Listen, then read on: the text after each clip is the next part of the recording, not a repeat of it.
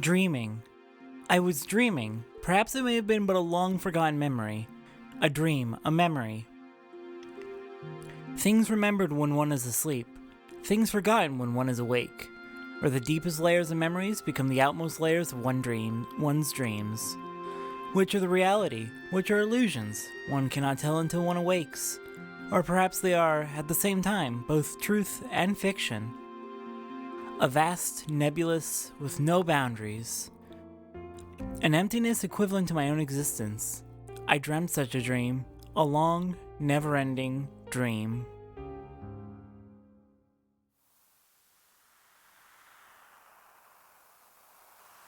Lakan. Lakan, what is wrong? Lakan? In that dream, I was called Lakan. I was an artist. I had become recognized as a talented artist and now was painting the portrait of the Nissan mother, Sophia. Huh? No, it's nothing. Let's finish for today. You look rather tired. Are you alright? I'm fine, thank you. But now that you mention it, shall we stop for the day? You must be the one who's tired, Mother Sophia. Enough of that now. When it is just the two of us, would you stop calling me that? Just call me Ellie, as you used to do in the old days. And you don't have to be so stiff and formal. Oh, alright. Very well. No, I mean, yeah, let's do that, Ellie.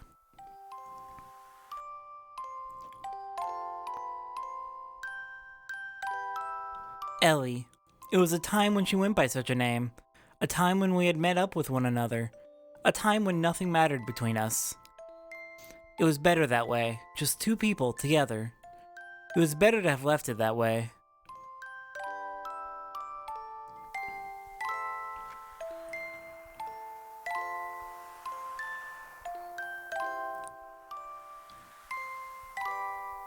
I think I might go back home, only for a week or so. Oh, really? What is the matter? I ran out of paint, so I need to go make some more. You're going all that way just to do that? If I don't go there, I won't be able to get the right pigments. Oh. Then how about I have one of my followers, the Kahal, take you in one of our gears? You'll arrive quicker and you'll be much more safe. I lied. I wasn't out of paint. I just feared I would finish the portrait.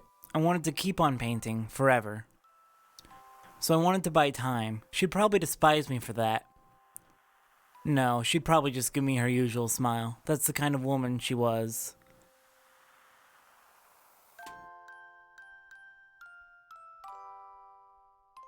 Dreams.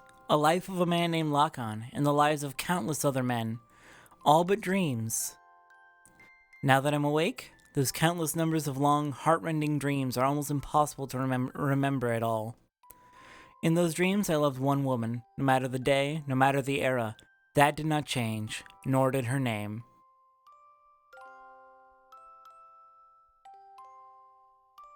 That dream changed me. That dream was the catalyst for me to resolve what my purpose was. I think I know now what I have to do. That long, long memory of a dream. Perhaps it was the memory of my soul.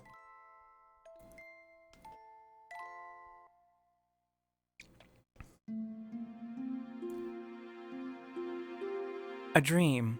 I was dreaming a dream. Or perhaps it was a memory from a distant past. A dream, a memory. Those words I was unable to convey, that day, that time. Those thoughts I was unable to carry out. Words and thoughts, the connection between the two. Without words, thoughts cannot be conveyed. Without thoughts, there are no words. They are both as vital as each other. They can never be divided, like the wings of angels, like a man and a woman. An unchangeable destiny, feelings one wishes one could change. Meeting with a person who would change me and watching myself change. I dreamt such a dream, a long, never-ending dream.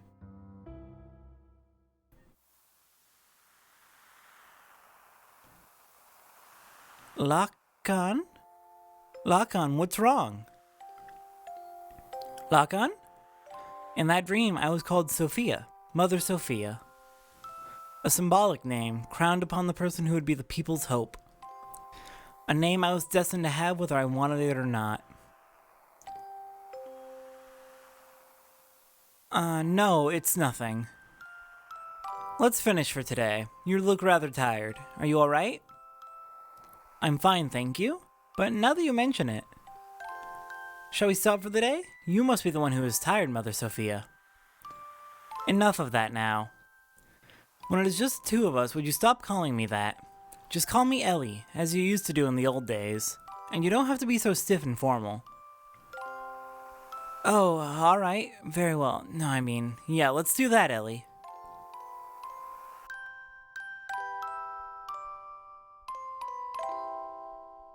Elhaim. I've always liked that name, because when I first met him, that is what he called me. That is my true name.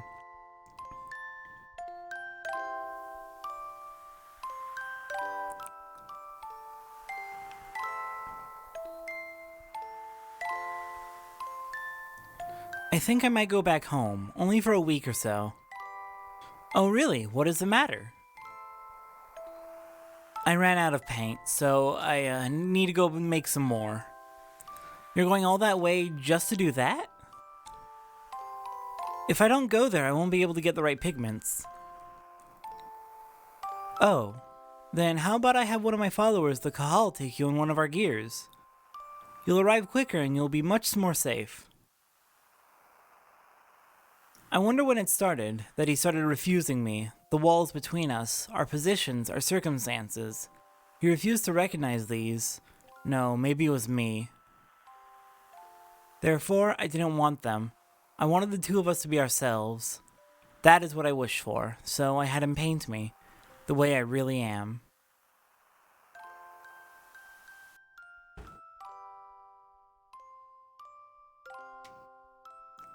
Dreams, a life of a woman named Sophia, and the lives of countless other women. All but dreams. Now that I'm awake, those countless numbers of long, heart-rending dreams are almost impossible to remember at all. In those dreams, I loved one man, no matter the day, no matter the era, that did not change.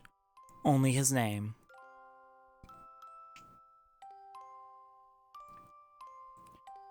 That dream changed me.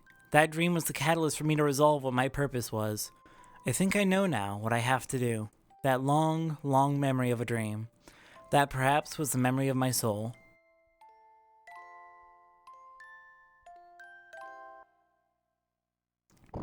Hey everyone, OniLink here, and welcome back to Let's Play Xenogears! Welcome to Disc 2. He's finally awake. So, this disc, as I mentioned in previous episodes, around this point they ran out of budget. Square Enix at the time that this game was made had a policy that all games under development by any of their teams had to be finished within 2 years of the project starting. This was to make sure that teams didn't go way over budget and to make sure the games actually got released. They went way over budget on this game and they ran out of development time, and the rest of the disc was made in a bit of a rush. A good chunk of disc 2 is basically going to be just a long string of cutscenes with a few save points in between. Episodes are going to be dictated, pacing is going to be dictated largely by how the cutscenes and save points play out. So we may end up with a few long episodes, we may end up with a few short episodes. Whatever happens, we're gonna go with what the game does. Here you go. I'm healed. You've been sleeping in this nanoreactor for 3 weeks. Nanoreactor? Who are you? Me? I forgot my name. Some people call me Tora. You seem to have recovered completely. Those were terrible wounds, but maybe your youth and strength helped. But your friend's wounds are more serious and may take a while longer. My friend? Ellie! Ellie. Hey, quit staring at the naked girl and come over here.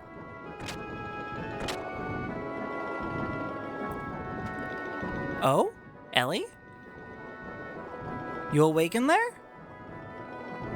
Alright, well, let's give her some time to rest. She took some pretty bad wounds, even worse than ours, so... Faye! Hey, C10, how are you, asshole? Oh god, you! Lots of things have been happening, haven't they? Between you being a double agent or something, I'm not sure, and everyone trying to freeze us in carbonite? Fuck. Can I slap you? Doc! I heard from Tora and hurried right over here. Boy, was us that lucky. You were fortunate to have come down near Tora's research facility. This is no research facility. It's a man's hideaway. Are you by chance friends with the captain of the Thames? C10 told me about you. I was shocked to see a couple lying down with blood all over them. A couple? At any rate, you had a narrow escape. Faye, make sure you thank Tora. Tora, thank you very much for helping Ellie. Both Ellie and I were hurt so badly. What is that machine? It's called a nanoreactor. It's a device that can rebuild substances at the molecular level. Not only can it just heal humans, but theoretically it should also be able to create many substances. Is that the same thing as that guy in Solaris? I mean, is that the same thing that Krelian is studying? Yes, that's right. I was the one who taught nanotechnology to him. You did? We shouldn't waste time talking about such an unimportant subject. Looks like her treatment is done. Oh, you don't have to come. Just wait there. Alright, good to know that Ellie is fine. She's going to be fine. Faye. Ellie! Awesome, you're here! You are alive, you're not dead. Ramses is going to be so upset that we're alive. Ellie! Faye, Now, why don't you two go get some fresh air outside? It ought to ease the shock of the change.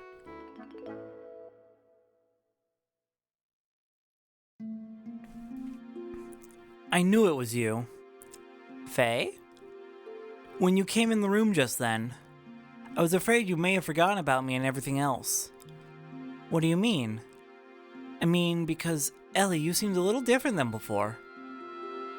Has my face changed? No, that's not it. It's more like... I mean, your atmosphere or impression is different. Just a little. But I felt something familiar. I felt the same way when I met you for the first time. Some peculiar feeling like we've met before somewhere. Faye. Yeah? I don't remember much what happened after we were shot down. It's better that way. But I heard someone calling my name. I felt I was covered with something very warm. Yeah, that's probably all the blood. It was kinda messy. I remember that clearly. Thank you, Faye. Ellie. Faye. Hey, it's almost time for you to come back. There's something important we need to talk to you about. Alright, we're coming. Well, Ellie, shall we go see what's up? Sure. I think they were about to have a moment there, Tora. God damn you. Okay, Tora's house is very, very long. Long house. Look at this thing. There's a tree growing on top of it. Anyways, the entrance is way over here on the, what is this, the west end? Yeah, the west end. Long house. Alright, where are you, Tora? Are you in the back room?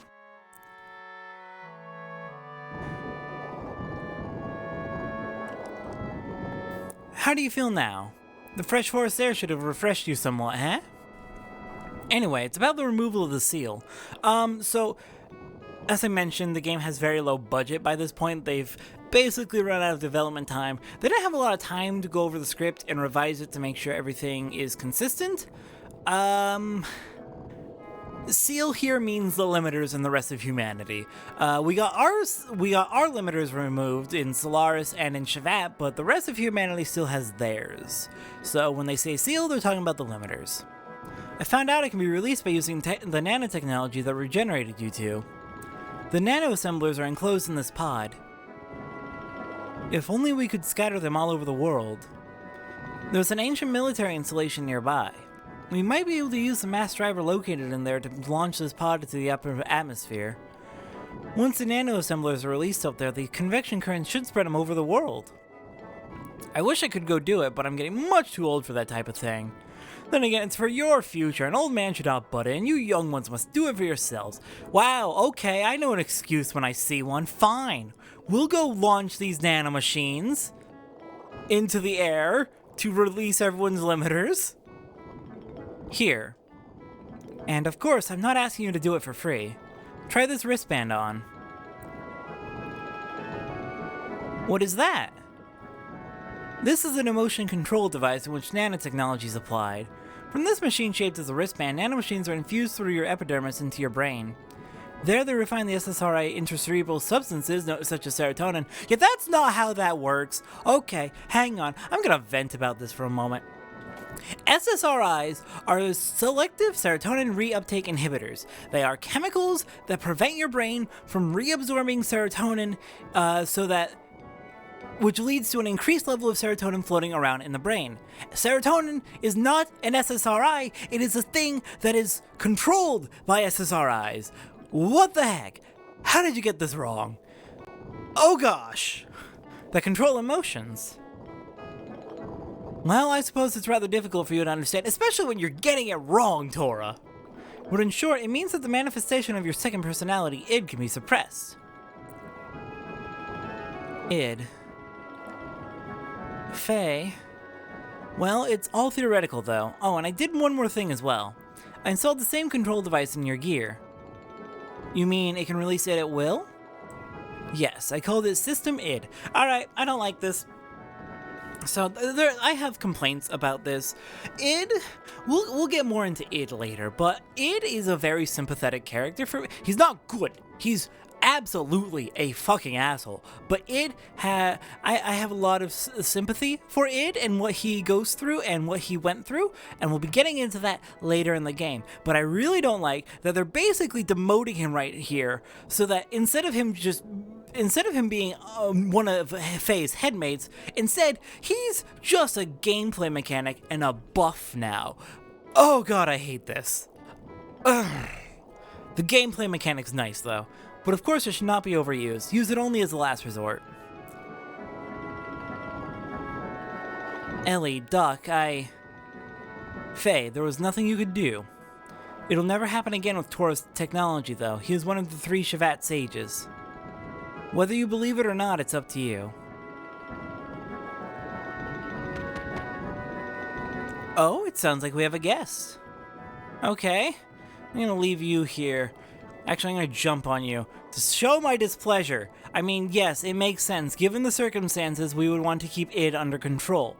However, I don't like that they're using id as a buff now. That I don't like. You stay there. Faye, we've got problems. Hang on, were you just trying to stick me in carbonite like 3 weeks ago? Today, a peace settlement between Ave and Kislev is being held at Shevat. Good, but Solaris' mobile weapons are approaching Shevat as we speak. Please help us. You tried to freeze me in carbonite. Why should I? I mean, I should do it for Bart, because I like Bart. Even though he did try to also get me freezed in carbonite, at least he fucking apologized for it. That has nothing to do with this young man. Tora! You're getting on my nerves for being so selfish. C10 told me about you. You showed up after finding out that id is now controllable. Aren't you ashamed? You haven't changed since then. You only care about yourselves. Faye, you don't need to listen to these guys who once tried to kill you. But we should probably at least help Bart, though, because we do want peace between Ave and Kislev. Please go. I'll go to the mass driver. Ellie? No matter what happened before, Shevat needs your help now. Although you may be saving some selfish people, there's still the world and its countries with many more innocent people. Please don't forget that. Bart and his people are fighting to protect those same lives, aren't they? So please go help them. Are you sure? What about you? Don't worry about me, I'll manage somehow. But all by yourself. I'll accompany Ellie, you do not need to worry. I have brought along my own Omnigear. I'm sorry, you have an Omnigear? Did that happen in the 3 weeks we were out? Your own Omnigear? Yes, my Omnigear, Fenrir. It is the same one I brought from Solaris. I left it with Gaspar in case of emergencies. I'm sorry, you had it the whole goddamn time? And you never thought to use it to help us or anything? Citan, come on, friend. You've made some very questionable decisions in the last few episodes. This is pretty high up there. Right along with making me think you betrayed me. Doc, alright, please take care of her for me. Ellie, be careful. I will. I'm pretty sure Ellie can take care of herself. Have you seen how powerful she is? We are truly grateful for your kindness, Faye. Suit yourselves. I'm with you, Tora. Fuck Shivat after what they pulled. Ignis, right? Yes, the goal of the enemy is to destroy the cities in Ignis. They've already destroyed half of Bloodavik and will probably reach Nissan in about 4 hours. Shivat will try to drive them back with all the power it has. 4 hours? That's gonna get close. No need to worry. Balthasar and I fixed your gear with the nanomachines. God, those nanomachines are just useful for everything, aren't they? God, this is Metal Gear before Metal Gear was Metal Gear. It's much more powerful than it ever was before. Why, you should get there in half the time. What? Is Old Man Bal here? Emeralda's here as well. Where is Small Child? Show me Small Child. Ooh, Veltal's got muscles.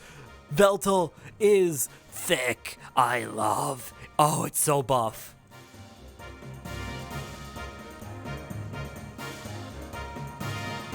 Meet Veltal 2.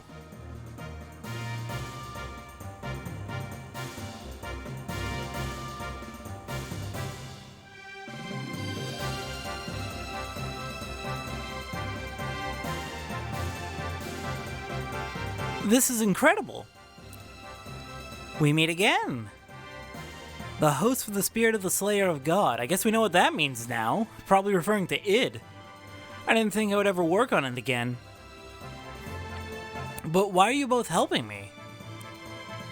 There are some things you just can't explain with the word fate. You're just gonna have to see it with your own eyes. Faye, going?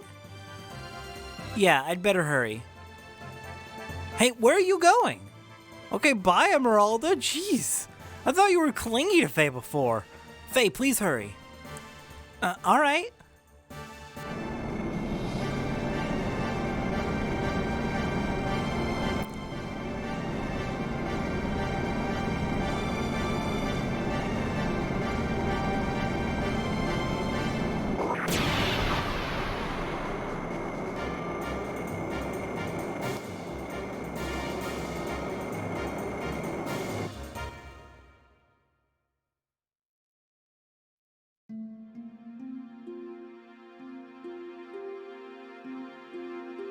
Are you sure you want to go through with this? You wanted to live quietly away from the battlefield, did you not? I noticed myself running away from reality. At first I thought my situation was similar to his.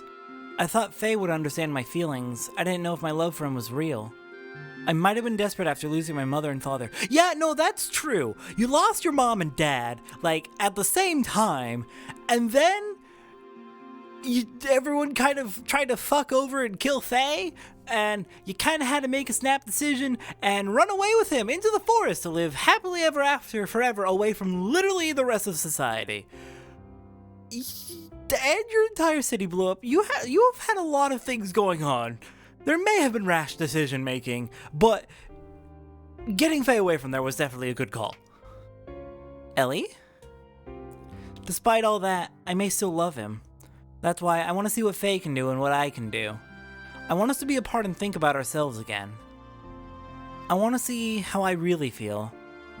That's a very mature response. I like that. Given everything you've gone through, and given that y'all are only like 18, y'all are basically children still. That's a really healthy way of thinking about it. You have changed a lot, Ellie. What happened to you in the past 3 weeks? She was in a tank. She was in a nanoreactor tank. Really? I don't think I've changed. Yes, you have. I should say you have matured. Like a mother. Excuse me, I'm only 18 years old. I'm nowhere near the age of being your mother. Sorry, you gave me that impression, that's all. Anyway, C10, I'm going now. Alright, I'll follow you as soon as I finish off here. I go too. What? I go! Emeralda, I can't take anyone else along with me for something like this. I'll be fine on my own. If Ellie go, I go too. Emeralda have to go with you. You're clingy to Ellie now? I thought you hated her before. Emeralda? No, Emeralda go too. Why not let her go? I'm sure Solaris has a hunch about the limiter. They may interfere, so you may feel uneasy going it alone. I think Emeralda's cut out for this job. Besides, she's gonna want to go no matter what. Take care of her until I can join you, please? Okay, you win. Let's help each other, alright? I can do it alone. You just watch. Well, okay then, small child.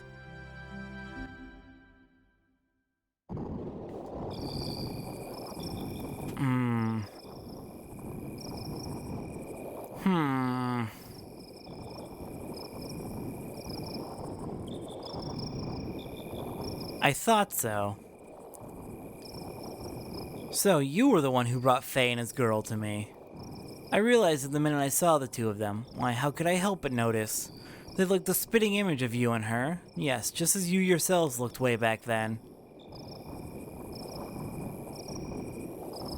Right, Lakan?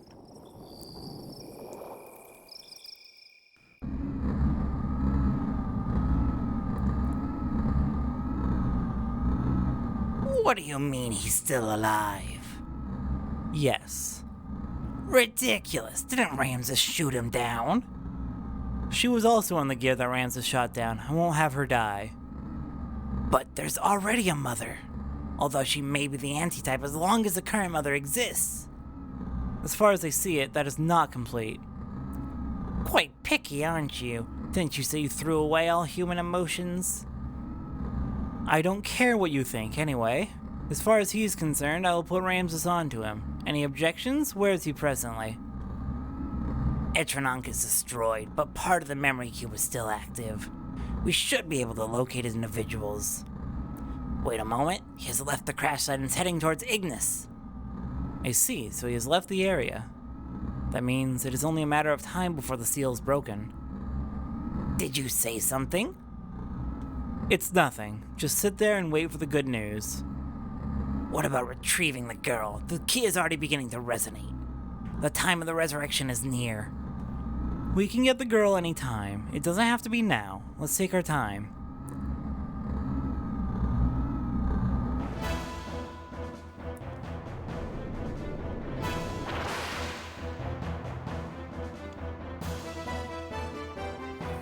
On my way to Ignis, I re-encountered him. Charon Ramses. Ramses once again stood in my way in his Omni-Gear, Vendetta. It was an unavoidable battle. I released a new function that was added to my Mark II gear, System ID.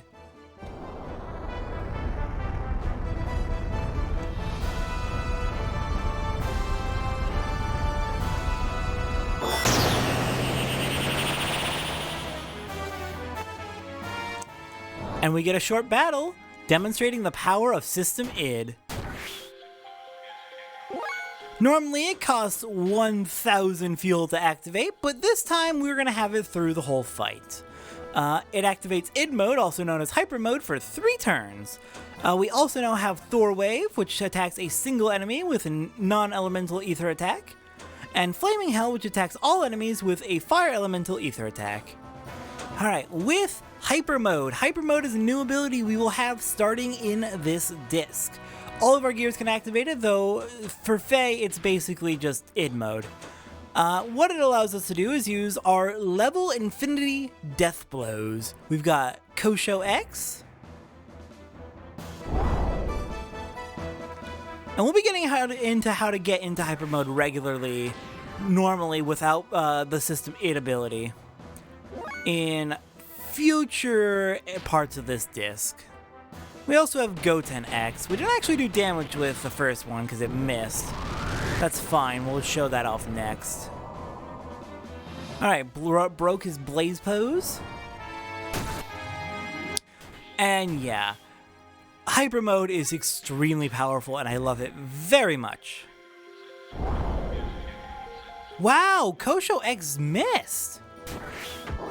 Now how did that happen? And we've dropped out of id mode. Damn it. Okay. Let's try that again. Oh god, if we hadn't missed those 2 times, we'd be done already. God damn you, Ramses! What's with that dodge rate? Here we go. Actually hit him. 4,500. Broke his blaze pose. Oh, and he's putting it right back up. Because of course he is.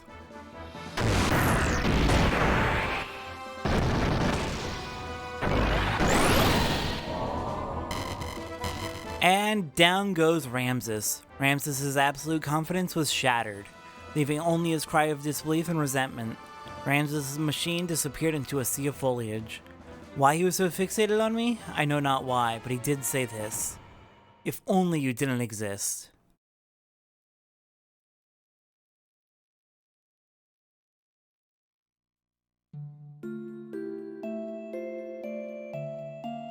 In order to disperse the nanomachines, Emeralda and I head for one of the ruins of the Zeboim civilization, the mass driver facility. Fortunately, the facility was still active, which allowed us to proceed on to the central control room with little difficulty. Along the way, we saw various missiles and giant rockets that were created during the Zeboim era. They stood like tombstones of that ancient civilization. It was a graveyard for a race of people who destroyed each other over pride and arrogance. So once arriving at the central control room, we met with C-10, who helped us activate the mass driver. We succeeded in launching the capsule containing the nanomachines, which would release the seal limiter.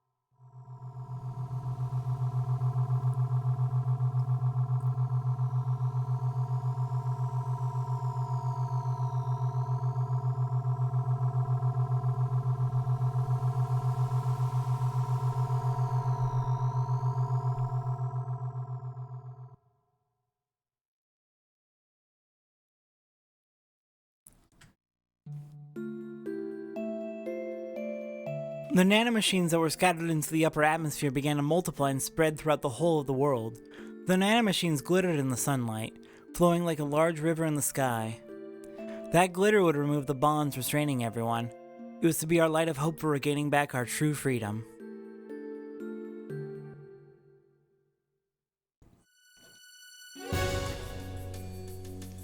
Solaris' mobile surface supremacy weapon invaded the area with great force. Shivat and Nissan's standard gear battalions were no match against it. It was only a matter of time before the Solaris mobile weapon arrived in Nissan. After we pushed back the Solarian gear units, we headed for Nortune, to the Kislev capital's administrative district. We went there to obtain our one and only means of standing up against the mobile weapon. Next time on Let's Play Xenogears. Yep, okay, it was almost 40 minutes to the first save point. I mean, we had the opportunity to save at Tora's house, but that was like 15 minutes into the episode. Next time, it is time to stop the mobile surface supremacy weapon and save the continent of Ignis so there can be finally peace between Kislev and Ave. I'll see everyone next time.